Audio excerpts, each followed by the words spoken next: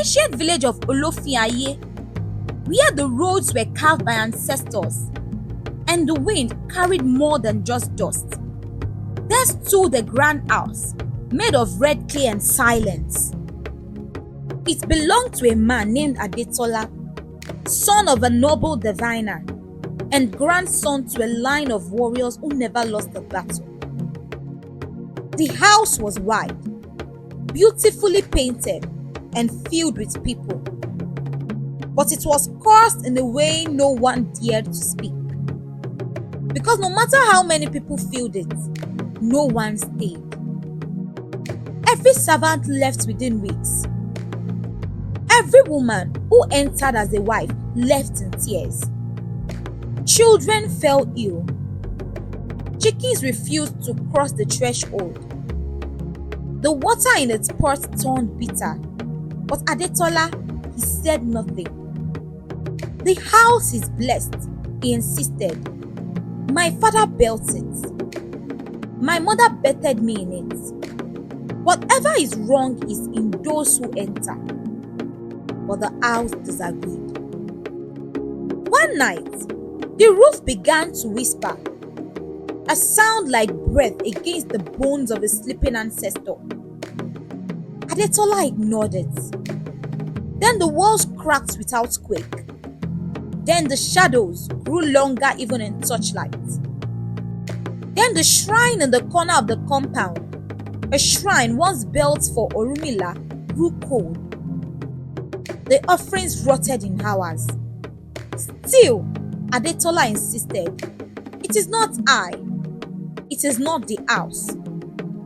Others bring their misfortune here.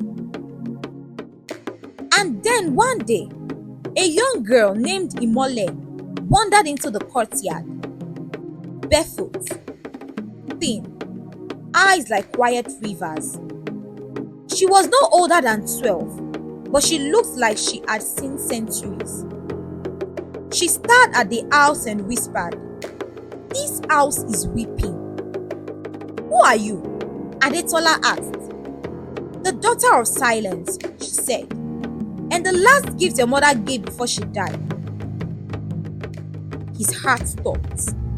He had never known his mother's secret. He brought the girl inside. He offered her food, rest, but she would not eat. She simply stared at the walls. That night, Adetola had a dream. In it, he saw the Odù Okanran written in a charcoal across the ceiling. A woman, tall, regal, and faceless, stood in front of the house with a basket full of bones. "You built on secrets," she said. "Now the secrets are building back." "What must I do?" he asked. "Face what you refuse to name." What does that mean? It means the curse is not in the house. It is in your refusal to listen. He woke up gasping.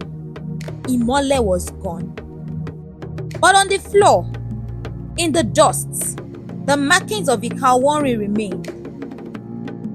The next morning, Adetola went to Babalawo, the most feared babaláwo in the region. He hadn't visited a priest in 12 years. The divination revealed the Okanran again. The priest sighed heavily. "You are not cursed by enemies," he said.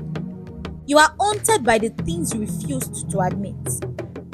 This Odù speaks of betrayal in your own bloodline, of mothers silenced, of fathers dishonored, of truth shut behind doors." "My parents are gone," Adetola said. "What betrayal could I still be tied to?" The priest nodded. "The one you were born from." He was instructed to dig behind the house, deep into the old soil, where the regional foundation was laid. Beneath 3 feet of red earth, he found it. A sealed gourd, wrapped in black cloth and buried with nails around it. Inside the gourd was a strip of cloth bearing his mother's name. a small umbilical cord tied with a woman's hair, and a parchment with a sigil of spiritual silencing. His mother had been silenced before death, cursed not to speak of her pain, betrayed by her own family for reasons lost to time.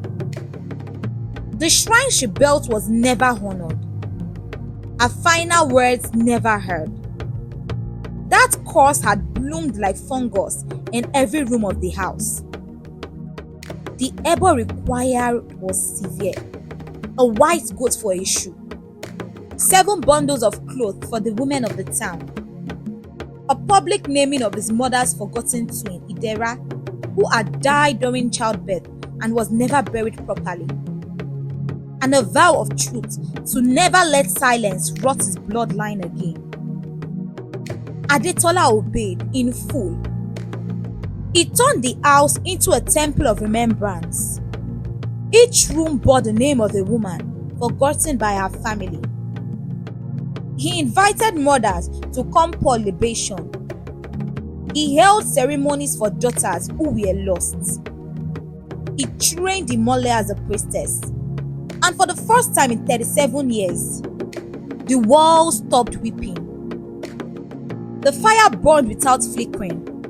The chickens crossed the yard. The shrine of Orunmila pulsed with warmth. And Adetola, he became a new man, not by adding, but by finally removing what he refused to face. Ikaowarin is the spirit of internal reckoning.